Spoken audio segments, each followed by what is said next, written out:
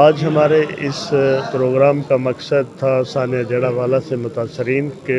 بعد جو ریہیبلیٹیشن کی گئی، وہاں کے مسائل کو حل کیا گیا اور وہاں پہ امن کی فضا کو قائم کیا گیا، اور دوبارہ سے ایک دوسرے کے درمیان، مسلم مسیح کے درمیان، آپ کو پتہ ہے کہ یہ ایک انٹرنیشنل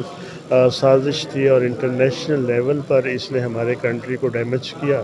اور اس کے بہت سارے نقصانات ہیں جو ہمیں دیکھنے پڑے۔ تو ان ساری چیزوں کو ویو آف کرنے کے لیے ہم نے آج یہ کاوش کی، جس میں جڑوالا سے،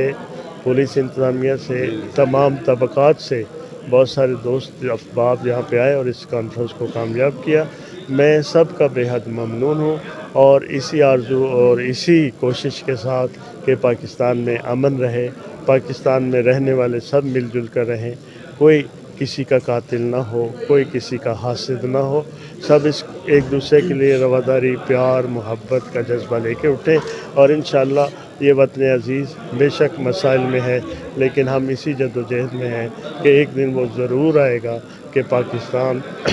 ایک ترقی یافتہ ملک کی صورت میں دنیا کے نقشے پر ابھرے گا۔ اور اگر امن نہیں ہوگا تو اس ملک میں کاروباری زندگی نہیں چلے گا، اور اگر کاروباری زندگی نہیں چلے گا تو ملک نہیں چلے گا۔ اور امن جو ہے معیشت کے لیے بہت ضروری ہے۔ معیشت چلتی ہے تو پھر قومیں ترقی کرتی ہیں اور کاروباری زندگی چلتا ہے۔ تو میں سمجھتا ہوں کہ یہ انتہائی ضروری ہے، اور یہ ہر جگہ پہ، ہر شہر میں اس کو کریا اس پیغام کو پہنچانا چاہیے، اور ہم لوگوں کو انتہا پسندی اور دوسری جو چیزیں ہیں ان کو ڈسکریج کرنا چاہیے، اور اپنے سارے معاملات کو اوورآل، دینی ہوں دنیاوی ہوں، ان کو بالکل ایک پیج پہ لے کے چلنا چاہیے، اور اس سے ہی ہماری ترقی جو ہے وہ اس میں مضمر ہے۔